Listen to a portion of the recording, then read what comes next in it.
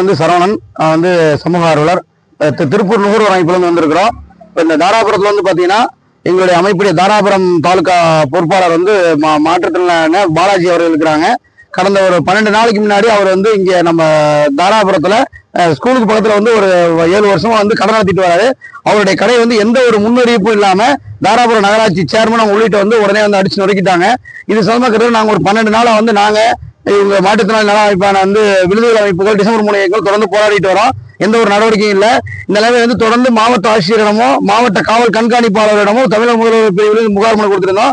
நேற்றுக்கு திங்கட்கிழமைக்கு வந்து எஸ்பி ஆபீஸ்லயும் மாவட்ட ஆட்சியும் புகார் மனு கொடுத்திருந்தோம். இந்த நிலைமையில இது சம்பந்தம் நேரடி விசாரணை வந்து காவல்துறை வந்து இன்னைக்கு அழைச்சிருந்தாங்க. இன்னைக்கு எங்க சங்கத்துல இருந்து எல்லா நிர்வாகிகள் எல்லாருமே வந்து நேரடியாக வந்து இன்ஸ்பெக்டர் சாரையும் காவல்துறை சந்திச்சு பேசணும். அதன் அடிப்படையில் வந்து உடனடியாக நடவடிக்கை எடுக்கப்பட்டது.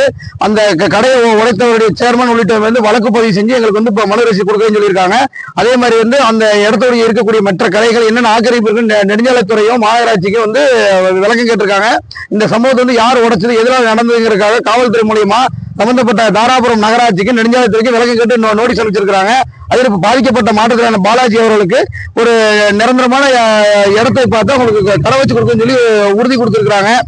பொதுவாக வந்து என்ன சொல்றோம் அப்படின்னா காவல்துறை வந்து யார் பாதிக்கப்பட்டு வந்து புகார் மனு கொடுக்க நடவடிக்கை எடுக்கணும். இந்த 12 நாளாக நாங்கள் ஒரு 12 புகாருக்கு மேல கொடுத்துருக்கிறோம்.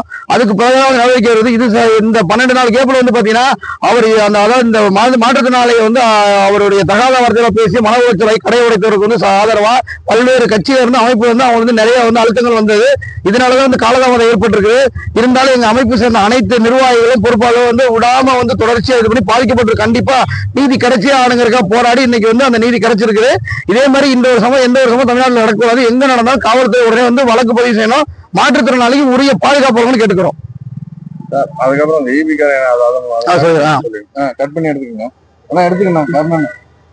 இந்த நிலைமையில வந்து பாத்தீங்கன்னா நேற்று தினம் நான் வந்து திங்கட்கிழமை கொடுத்தோன்னே இது சம்பந்தம் காவல்துறையில இருந்து நேரடி விசாரணை அழைப்பு கடிதம் அனுப்பிச்சிருந்தாங்க. இதுல வந்து பாத்தீங்கன்னா இந்த அழைப்புக்கு எங்களை வரக்கூடாதுன்னு சொல்லிட்டு இந்த தாராபுரம் காவல் நிலையத்தில் இருக்கக்கூடிய மகேஷ் என்கின்ற காவலரோ தாராபுரம் இபி ஆபீஸ்ல ஒர்க் பண்ற பிரகாஷ்ங்கிறவர் கூப்பிட்டு நீங்க வர வேண்டாம், நம்ம வந்து தனியா பேசிக்கலாம் சமாதானம் பேசிக்கலாம்னு சொல்லி கட்ட பஞ்சாயத்து பண்றாங்க. ஒரு காவல்துறையிட்ட வந்து நாங்க தொடர்ந்து பெட்டிஷன்ல கலெக்டர் வந்து விசாரணைக்கு உத்தரவிடுறாரு. கலெக்டருடைய அதிகாரத்தையும் தாண்டி எஸ்பி அதிகாரத்தையும் தாண்டி இவங்க 2 பேரும் என்ன அதிகாரங்கள் இருக்குது அவங்க வந்து கட்ட பஞ்சாயத்து இபில இருக்க பிரகாஷ் போர்மனும் இந்த போலீஸ் மகேஷ் வந்து கட்ட பஞ்சாயத்து பண்றாங்க. தொடர்ந்து எங்களை வந்து போன் மூலமா இது பண்ணி நீங்க விசாரணைக்கு வர வேண்டாம், நம்ம பேசி சமாதானம் பண்ணிக்கலாம் சொல்லி இது வந்து உண்மையா நாங்க கண்டிக்கிறோம். கண்டிப்பா பாதிக்கப்பட்டவர் நடவடிக்கை எடுக்கணும். சம்பந்தப்பட்ட பிரகாஷ் மேலையும் அவர் காவலர் மகேஷ் துறையான நடவடிக்கை கேட்டு வருகிறோம். என்னோட பேர் இபி சரவணன், திருப்பூர் நுகர்வோர் முன்னேற்ற சங்கத்தின் நிறுவன தலைவர்.